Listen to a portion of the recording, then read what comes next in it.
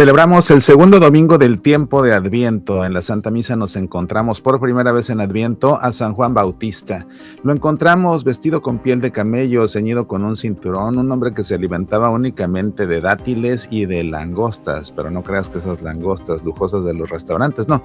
Unos insectos que se llaman langostas y que viene a prepararle los caminos al Señor. Es muy importante comprender quién es Juan Bautista porque para Jesús es el santo más grande que ha existido.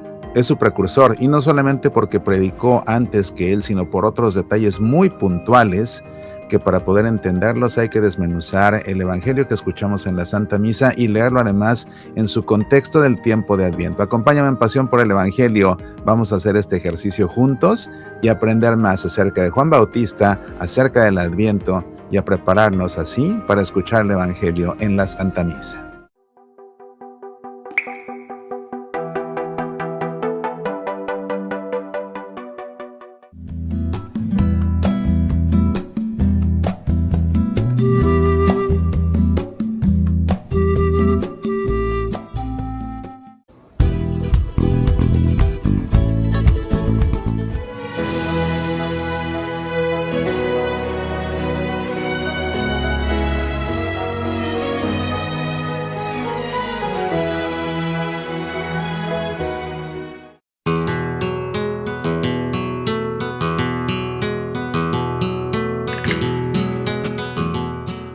El 8 de diciembre la Iglesia celebra la solemnidad de la Inmaculada Concepción de María. Te invito a ver mi conferencia Comprendiendo el Dogma de la Inmaculada Concepción de María. Su video está disponible en nuestro canal en YouTube, Mauricio Pérez, youtuber católico, para los miembros con niveles Nazaret y Jerusalén. Puedes también descargar el video desde nuestro sitio semillasparalavida.org. Medita, aprende, apasionate por nuestra fe.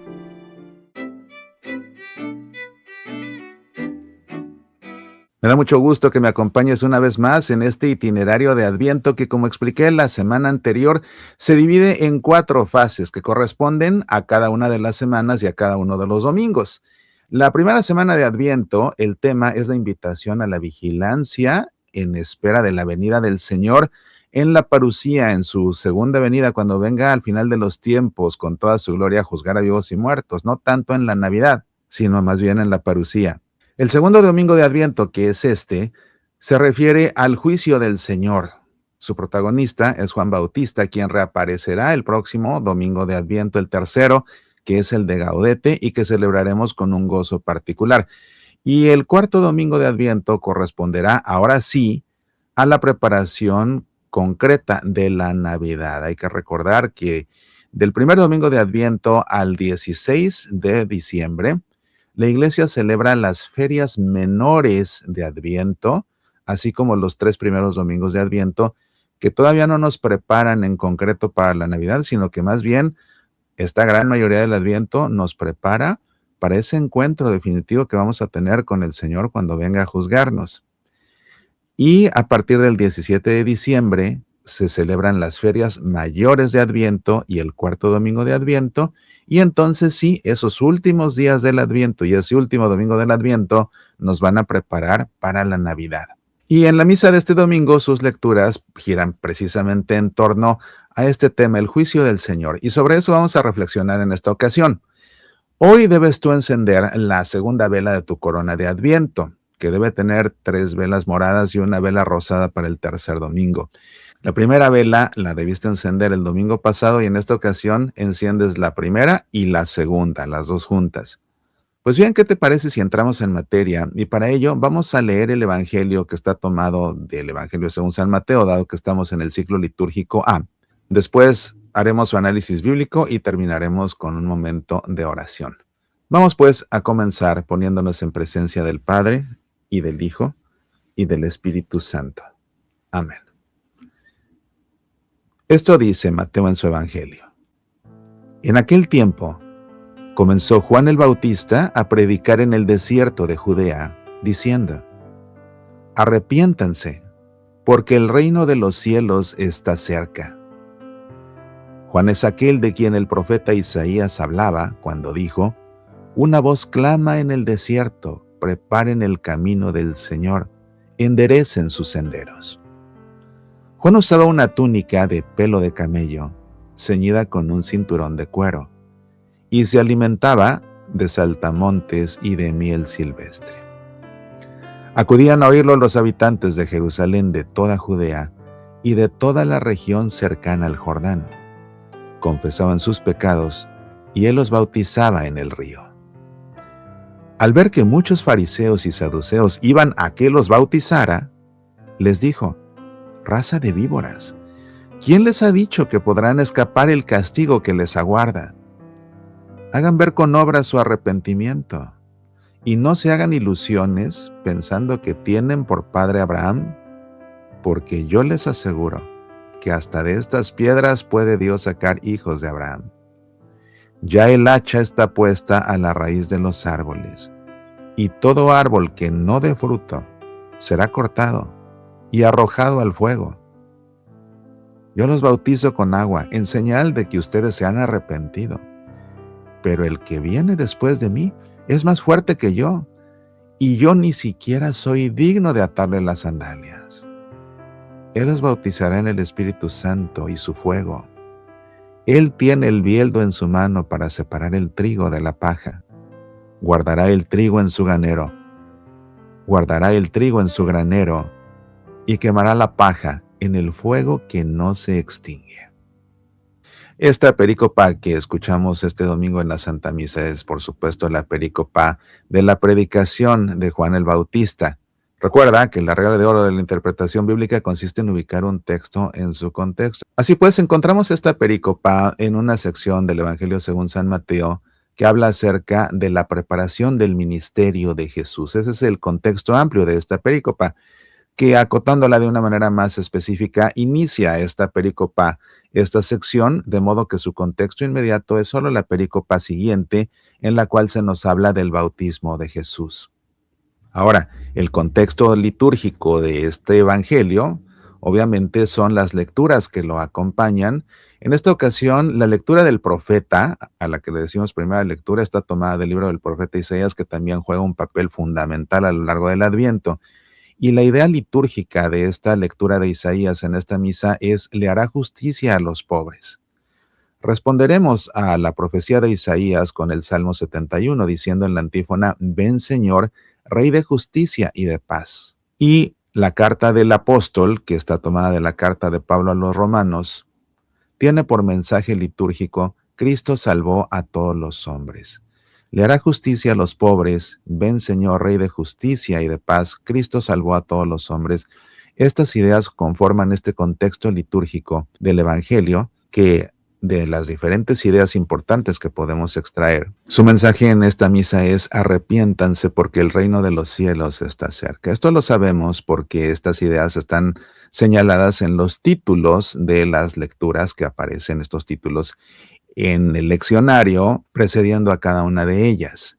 Y esto es importante porque de cada perícopa se pueden extraer 2, 3, quizás 4, dependiendo de su extensión, ideas que son muy importantes.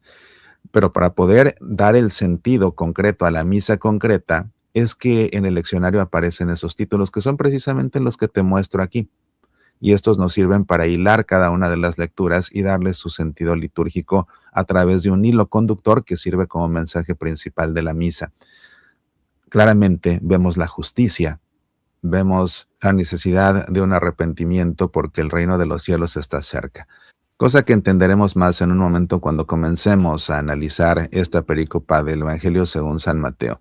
Los actores que intervienen son Juan el Bautista, los habitantes de Jerusalén que venían a escucharlo, lo mismo que los habitantes de Judea y los habitantes de cerca del Jordán. Como ves, Juan tenía mucho impacto, venían de todas las regiones cercanas para escuchar su predicación y para que los bautizara.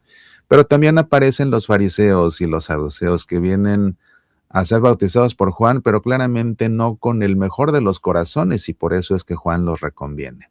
Esta perícopa es fascinante porque nos presenta al más grande santo que ha existido, que es Juan Bautista. Está considerado el más grande santo de todos. Es el precursor del Mesías, el precursor de Jesús, es el último de los profetas antes del profeta definitivo, que es Jesús mismo. La figura de Juan Bautista realmente provoca la curiosidad. Y me refiero a la curiosidad espiritual porque se nos dan muchos detalles de su vida en esta corta perícopa que nos dejan ver la profundidad de la vida que tenía Juan Bautista, esa vida tan especial que él llevaba. Así que bueno, vamos a hacer el análisis bíblico de esta perícopa para poder sacar el mayor provecho. En primer lugar, esta descripción que hace Mateo acerca de Juan Bautista la copió por completo de San Marcos, que escribió primero. Mateo le copió a Marcos varias partes de su evangelio, entre ellas precisamente esta descripción de Juan el Bautista. Vamos a ver qué es lo que nos llama la atención. Lo primero es el contexto. Por ejemplo, nos dicen que se presentó Juan Bautista proclamando en el desierto de Judea. El desierto de Judea se ubica al este de Jerusalén, entre Jerusalén y el río Jordán. Allí es donde Juan Bautista predicaba. Pero es muy simbólico que predicara no a la entrada de la ciudad, no en el templo de Jerusalén, sino en el desierto. ¿Por qué es tan importante que predicara en un desierto? Porque para el pueblo de Dios el desierto era el sitio de los encuentros más profundos con el Señor. La palabra desierto en hebreo se dice midbar, y el midbar es el lugar donde habla Dios. Jesús mismo, para prepararse para su misión, para su vida pública, se irá 40 días a meter en ese desierto, en ese midbar, en ese lugar donde habla Dios. Es en ese lugar, en ese desierto, donde se encuentra pues la intimidad con el Señor. Y es precisamente ahí, en ese contexto geográfico, donde Juan el Bautista predica, en el lugar donde habla Dios, lo cual le da muchísima fuerza a su mensaje. Y el mensaje que les da es contundente: conviértanse porque el reino de los cielos está cerca. Esta conversión juega un papel importante en el Evangelio, incluso desde su arranque. En el Evangelio según San Marcos, la invitación a la conversión, o mejor dicho, la exhortación a la conversión, será la primera palabra que salga de la boca de Jesús. Cuando tú lees el Evangelio según San Marcos, lo primero que dice Jesús es conviértanse. En el Evangelio según San Mateo, Jesús todavía no entra en acción, pero aquí es Juan el primero que dice conviértanse. En griego, metanoite. Metanoite es la forma imperativa. La palabra sería metania, se escribe metanoia, pero se pronuncia metania. Omicron con iota se pronuncian como i, entonces metania. La metania consiste en un cambio de actitud, en un cambio en la forma de pensar, por ende, en un cambio en la forma de ver y entender las cosas. En eso consiste la conversión. Esa es la metania a la que exhorta Juan Bautista, esa es la metania a la que exhorta Jesús en el Evangelio según San Marcos. Y podríamos pasar horas hablando de esta conversión en sí misma, pero el programa no nos da tiempo para ello. Llama la atención que Juan dice, conviértanse porque el reino de los cielos está cerca. Esta expresión reino de los cielos, Juan está aquí hablando a la usanza de los hebreos que le tenían tanto respeto a Dios que no mencionaban su nombre, lo disfrazaban de alguna manera. Y una forma de disfrazar el nombre de Dios era precisamente refiriéndose al reino de los cielos. Entonces, cuando Juan dice, conviértanse porque el reino de los cielos está cerca, está diciendo, cambien su forma de pensar, cambien su actitud hacia la vida, hacia sus hermanos, hacia Dios mismo. Cambien su forma de pensar, cambien su actitud, conviértanse, porque la llegada de Dios está muy cerca.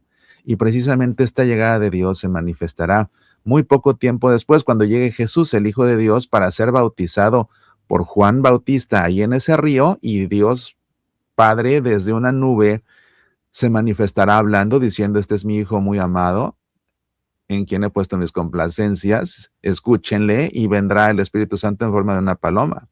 Pero en este contexto de Adviento, justamente si tenemos la mirada puesta en el juicio final, en la parusía, en ese encuentro definitivo con Jesús, la exhortación de Juan a nosotros nos llega en ese sentido. Conviértanse, cambien su forma de pensar, cambien su actitud, según la forma de pensar de Dios, porque Él está cerca y vendrá para juzgarlos. Dice Mateo, por supuesto siguiendo la versión de Marcos, que Juan Bautista se refería al profeta Isaías, cuando dijo, una voz grita en el desierto, preparen el camino del Señor, allanen sus senderos. El camino del Señor, un tema que también en el tiempo de Adviento es recurrente. Los caminos del Señor, hay que preparar los caminos del Señor.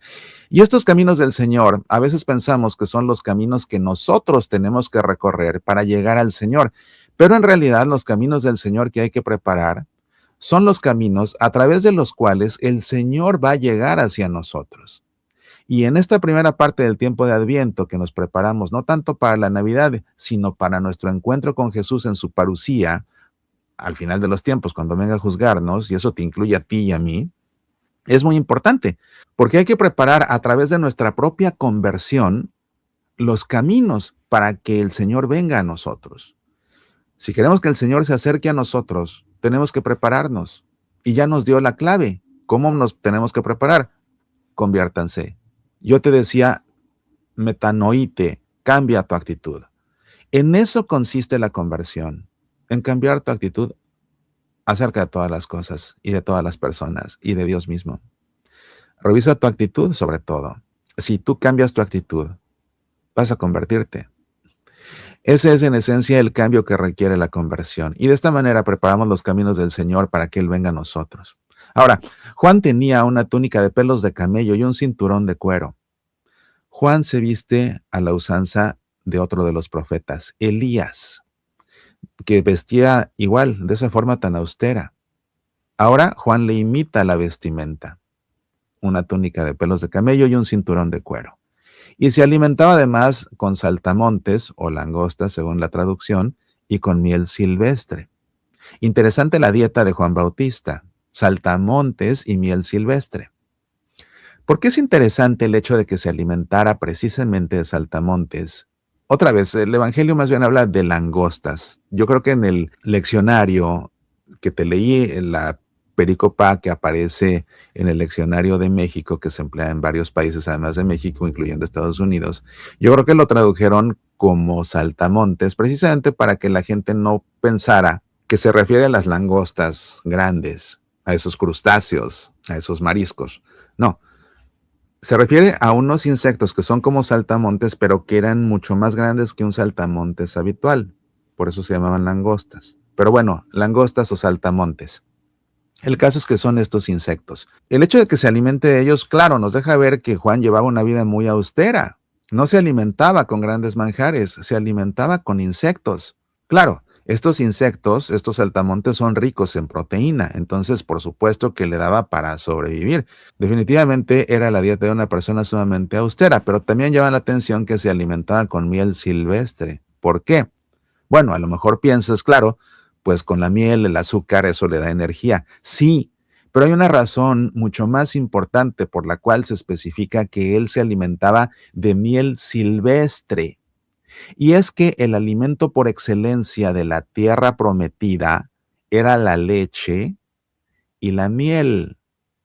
Era la señal cuando llegaban a la tierra prometida, era la tierra donde manaba la leche y la miel, donde estaban disponibles la abundancia de la leche y de la miel como símbolos de la gran bendición de Dios. Y precisamente esa miel de la tierra prometida, símbolo de la gran bendición de Dios para su pueblo, era algo así como el alimento de la sabiduría. El que comiera de esa miel en la tierra prometida tendría sabiduría. Y es de lo que se alimentaba precisamente Juan Bautista. Y por eso es que predicaba como predicaba. Y por eso es que enseñaba como enseñaba. Y por eso es que tenía tantos seguidores como tenía. Mira, es fascinante este texto, verdaderamente fascinante. Por eso es que el programa se llama Pasión por el Evangelio, para que entiendas todo esto, y te digo, ya que estés en la Santa Misa y sepas de todo lo que trata el Evangelio, aprecies más lo que estás escuchando y lo comprendas mejor, y en este caso, entiendas bien quién era Juan el Bautista y por qué es tan importante que miren Adviento, 2 domingos se le dedican a Juan Bautista. Ahora, este estilo de vida de Juan Bautista es muy significativo. Un hombre con una vida muy austera, pero también un hombre dedicado de lleno al Señor, con esa vida allá en el desierto. Juan el Bautista era un nazir.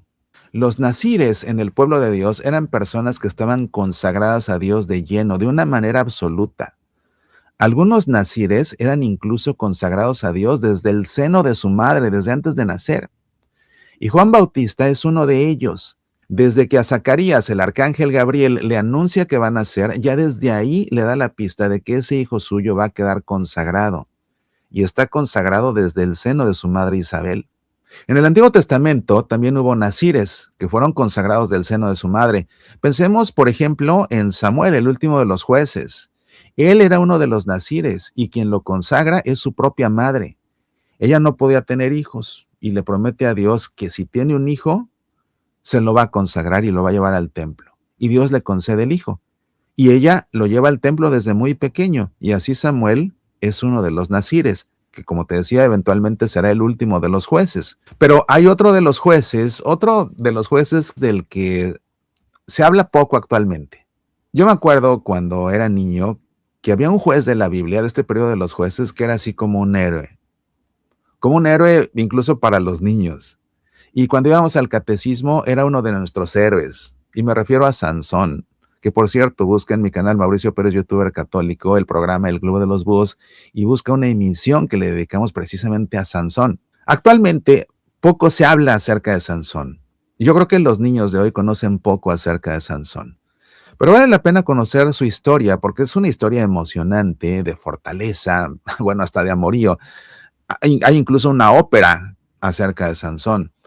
Es una historia fascinante la de él también. Pues Sansón, déjame decirte, era también uno de los nazires. Estos nazires que estaban consagrados a Dios teniendo una vida muy, muy estricta. Y por ejemplo, algo que tenían que hacer los nazires era nunca cortarse el cabello. Y también algo que tenían que hacer era nunca beber. Ellos eran abstemios por completo. Pero fíjate a qué grado, no podían consumir nada que fuera de la vid, aunque no estuviera fermentado. O sea, no podían comer uvas, ni siquiera uvas mismas.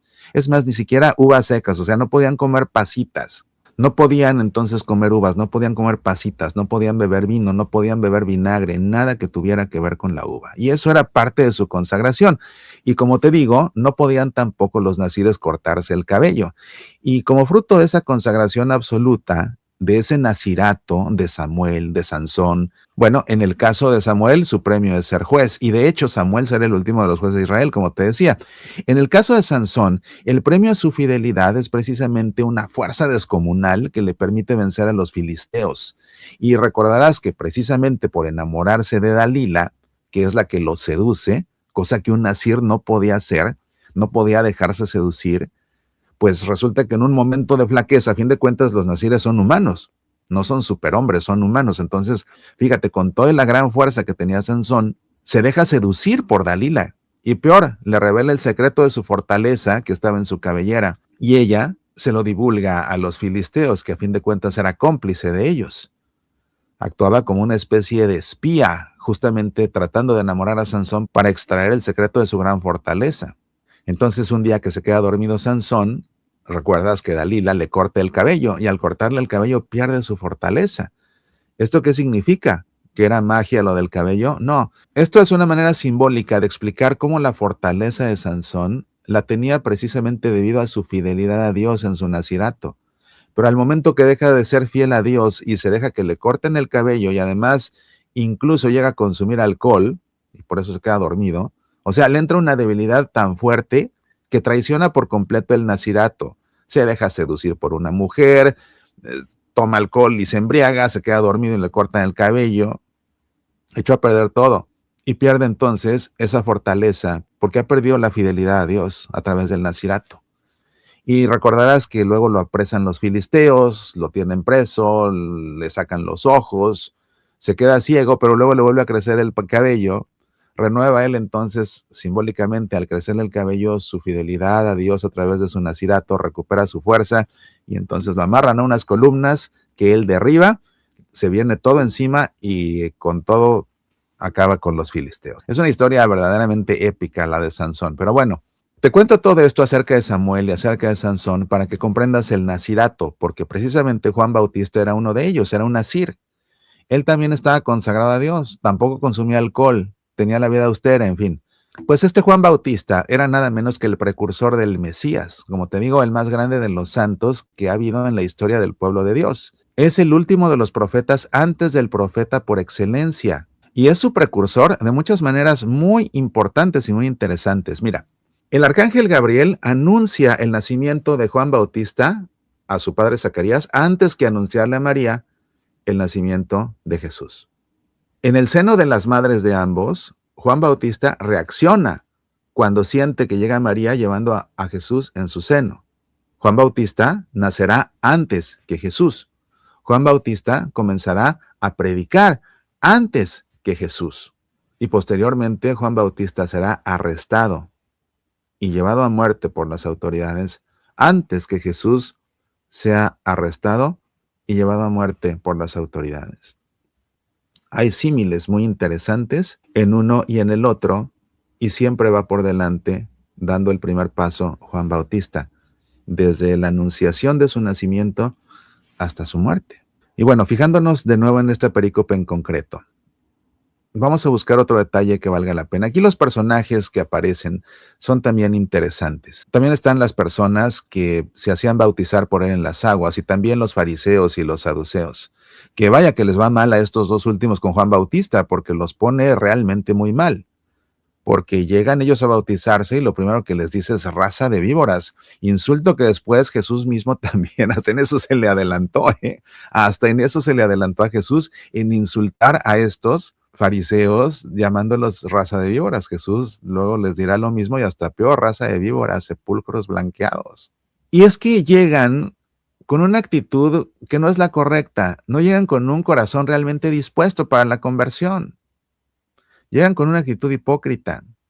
Y Juan Bautista se da cuenta y se las deja ir así, raza de víboras. Es muy interesante ver aquí cómo primero se acercan, incluso se quieren bautizar, pero les habla con tal dureza. Y a pesar de todo esto, después tendrán ese enfrentamiento con Jesús, aquí en el Evangelio según San Mateo, en el que Jesús les va a volver a decir lo mismo, raza de víboras. O sea, realmente no cambiaron. ¿Qué razón tenía Juan? Y claro, rechazaban la enseñanza de Juan Bautista no porque estuviera equivocada, sino porque les hablaba con una puntería acerca de la actitud que realmente tenían, que era una actitud equivocada, y como a nadie le gusta que le digan sus verdades, pues entonces ellos optaron por finalmente despreciar a Juan Bautista y sus enseñanzas. Pero era por eso, porque les hablaba directo, duro y a la cabeza. Pero estas palabras, raza de víboras, son también palabras fuertes para nosotros en este tiempo de Adviento, porque se las dirigió Juan Bautista a los fariseos y a los saduceos, y nosotros las estamos escuchando. Pero si somos sinceros y conocemos bien nuestro interior y realmente lo exponemos en este momento, no vaya a ser que lo que está diciendo Juan Bautista nos venga como una pedrada que estamos tratando de esquivar. O lo queramos ver desde afuera, saliéndonos de la escena, para decir, ah, sí, se lo está diciendo a los fariseos. Ah, mira, sí, yo conozco a alguien a quien le viene bien lo que está diciendo Juan. Sí, pero resulta que el evangelio que escuchamos en la misa, siempre, no solo este, es palabra de Dios dirigida a nosotros en primera persona. El evangelio no nos habla de nuestros vecinos, de nuestra suegra, de nuestro jefe, no. El evangelio nos habla de nosotros y nos habla a nosotros. En este tiempo en el que se nos exhorta a la conversión, a ser conscientes de que no es broma, Jesús va a venir a juzgarnos y no vamos a saber cuándo, como veíamos el primer domingo de Adviento, por eso tenemos que estar vigilantes, tenemos que estar preparados. Bueno, ahora se nos dice, la preparación consiste en su conversión. En verdad, este tiempo de Adviento pretendemos convertirnos, o como los fariseos y saduceos, estamos aquí una vez más, pero en realidad nos da igual. O sea, sí estamos aquí, sí vamos a misa, sí queremos prepararnos, decimos y todo, pero en el fondo realmente seguimos igual que todos los advientos pasados. Advientos vienen, advientos van, navidades vienen, navidades se van, cuaresmas vienen, cuaresmas se van, pascuas vienen, pascuas se van, y quizás después de 40 años seguimos siendo exactamente los mismos. Entonces, estas palabras que escuchamos y que resuenan con tanta fuerza en la boca de un profeta que es el precursor del Mesías, son palabras que también pueden bien estar dirigidas a nosotros. Y si es así, bueno, hay que ser conscientes de ello. Parte del proceso de conversión en el tiempo de Adviento implica justamente mostrar nuestra verdadera conversión, arrepintiéndonos de lo que sabemos que no está bien y manifestando nuestro verdadero arrepentimiento, yendo a pedirle perdón a Dios en el sacramento de la reconciliación, que es también una práctica propia del tiempo de Adviento, por supuesto. Si nos estamos preparando para el juicio final, lo menos que podemos hacer es ir a confesarnos, ¿no te parece? ¿Qué más dice la perícopa? Algo interesante, y esto es muy importante, dice Juan Bautista, yo los bautizo con agua para que se conviertan. Como ves, lo que le interesa a Juan es la conversión. ¿Por qué? Porque él sabe que él no nos va a salvar. Pero Él sabe que para que nos salvemos se necesita nuestra conversión. Y por eso dice, yo los bautizo para que se conviertan. Pero aquel que viene detrás de mí es más poderoso que yo. Y dice, es más poderoso que yo y yo ni siquiera soy digno de quitarle las sandalias. Alguna traducción dice, yo ni siquiera soy digno de desatarle la correa de las sandalias. Olvídate de quitárselas, simplemente de desatárselas. ¿Qué importancia tenían las sandalias de Jesús? ¿Alguna vez te has puesto a pensar? Es algo importantísimo. No te vayas, ahora te explico.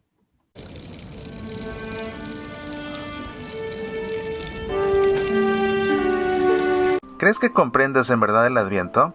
Piénsatelo 2 veces. Lee el manual Ven pronto, Señor, y comprende en verdad el Adviento como nunca lo habías hecho. Un manual de espiritualidad litúrgica de Adviento. Ven pronto, Señor es un manual indispensable para todo católico que se tome en serio nuestra fe y el Adviento, para todo amante de la Sagrada Liturgia y para todo sacerdote que se esmera al preparar cada misa que celebra.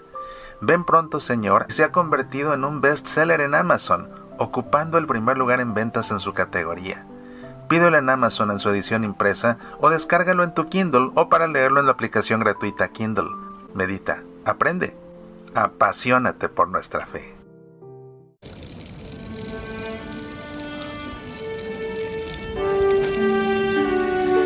¿Por qué es pues tan importante este tema de las sandalias? El hecho de que Juan Bautista mencione que al otro que va a venir, que es más poderoso que él no es digno de quitarle las sandalias, o bueno, según otra versión, siquiera de desatarle la correa de las sandalias.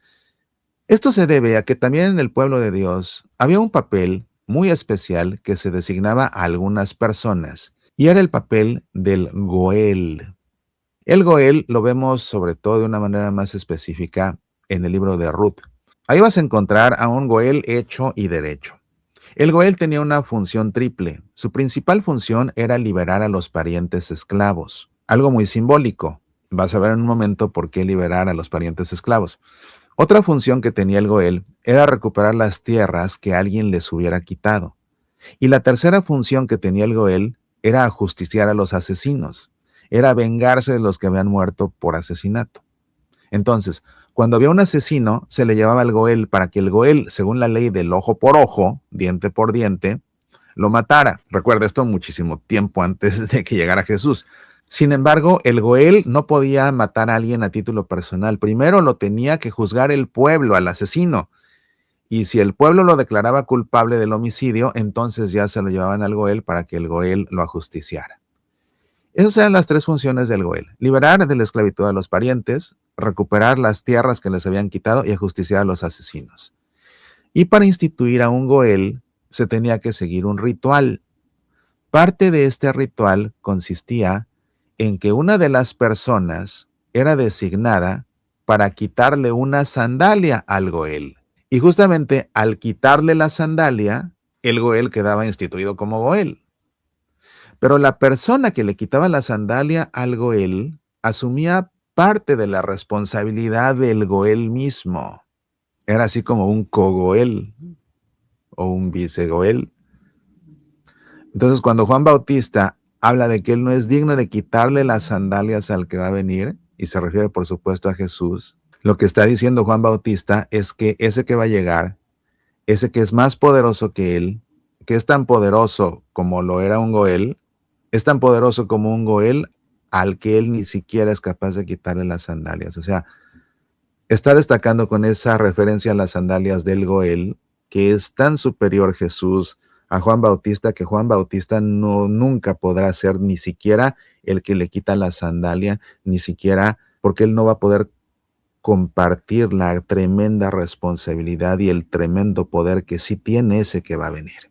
Algo que por supuesto los que escuchaban a Juan comprendieron porque tenían ellos la noción del Goel. Y con eso destaca Juan Bautista precisamente la inferioridad de él en contraste con ese que va a venir. Pero acuérdate que una de las funciones del Goel era liberar a los parientes de la esclavitud. Y finalmente, ¿qué es lo que va a hacer Jesús?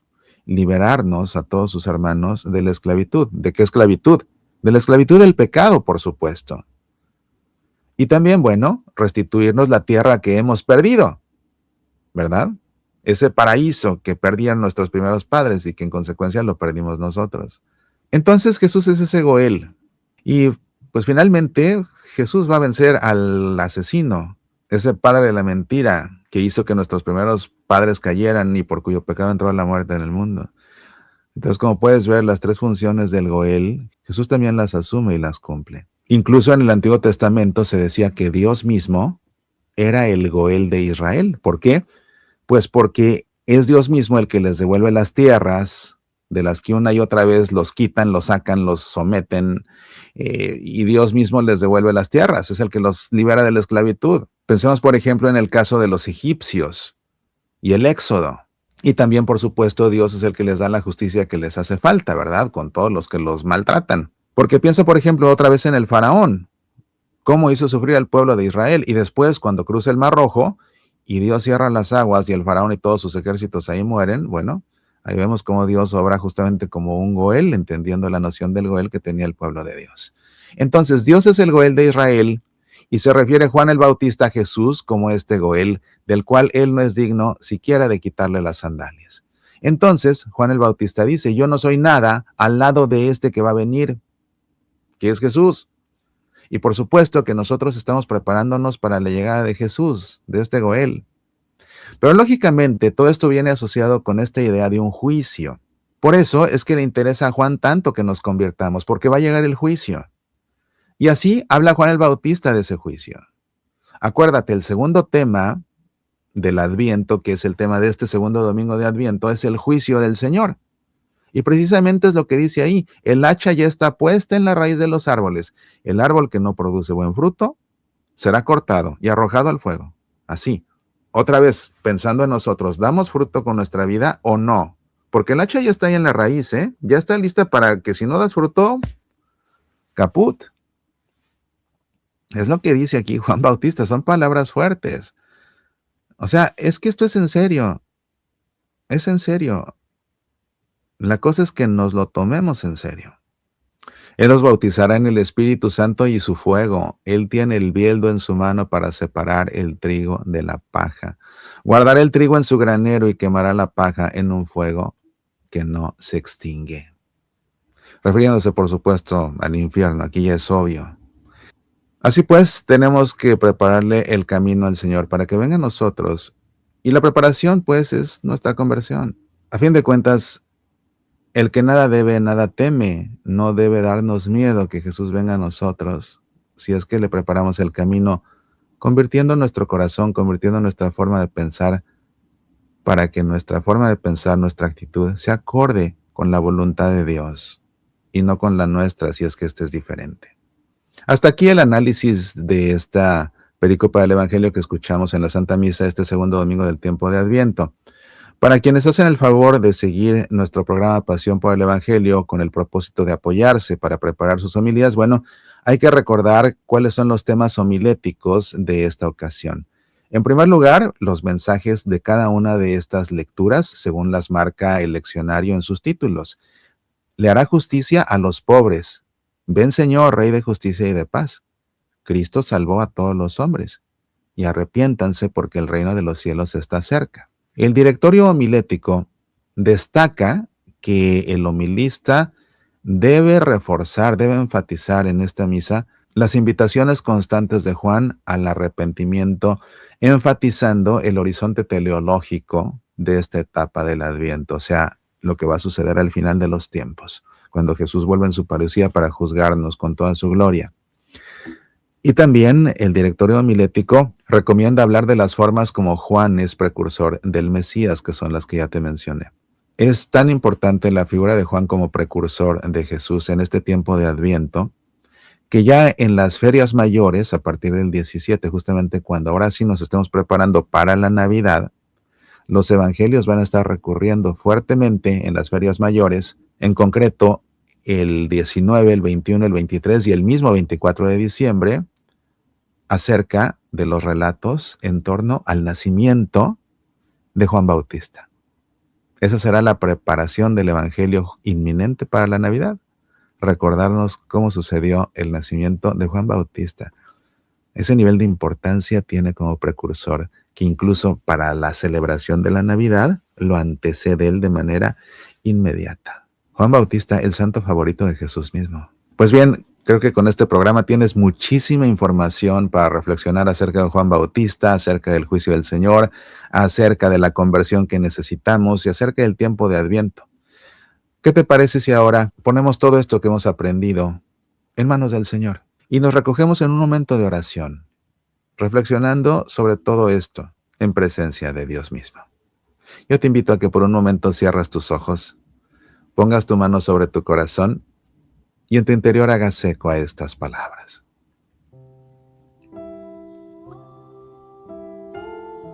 Señor, queremos darte las gracias por lo que hemos vivido aquí, por lo que hemos escuchado en este lugar. Sabemos, Señor, que vienes sin hacer demasiado ruido, que nos puedes sorprender en cualquier momento, que tu llegada igual nos encuentra distraídos. Gracias, Señor. Te estamos esperando y necesitamos tu salvación.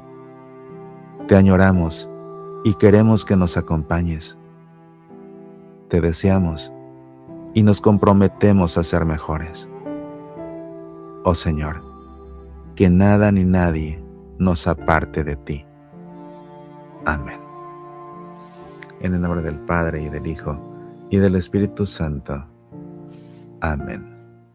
Te agradezco tu compañía en este espacio de reflexión, de aprendizaje acerca de la palabra de Dios. Te invito a que sigas toda nuestra programación en nuestro canal en YouTube, Mauricio Pérez, youtuber católico. Entre semana puedes escuchar Semillas para la Vida, El Club de los Búhos, un programa para reflexionar acerca de la vida a la luz de nuestra fe católica. Y con el favor de Dios, nos vemos el próximo fin de semana para reflexionar acerca del domingo de Gaudete, el domingo en que la iglesia se viste de color rosado, el domingo del gozo.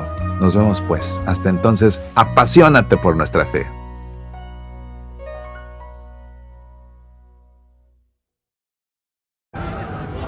Hola, te saluda tu amigo Mauricio Pérez, invitándote a que disfrutes la lectura del libro Un pesebre en tu corazón. Es un libro que contiene reflexiones para esta Navidad y también para el Año Nuevo. Un libro que te ayudará a preparar tu corazón para que Jesús nazca en él esta Navidad, para que disipe cualquier tristeza, para que sientas la ternura de la Virgen María cuando por primera vez contempla a su Hijo a los ojos al tomarlo en los brazos. También para que viajes a la Navidad más hermosa de tu infancia y ahí redescubras el gozo por la Navidad. Y por supuesto reflexiones que te ayuden a prepararte para vivir el próximo año que Dios está por regalarnos en esta vida. Un pesebre en tu corazón está disponible en edición impresa y también en ebook para Kindle en amazon.com o en nuestro sitio semillasparalavida.org. En verdad me dará mucho gusto acompañarte en estas fiestas a través de las páginas de este libro que he escrito con tanto cariño. Un pesebre en tu corazón es una lectura imprescindible para este tiempo. Apasionate por nuestra fe.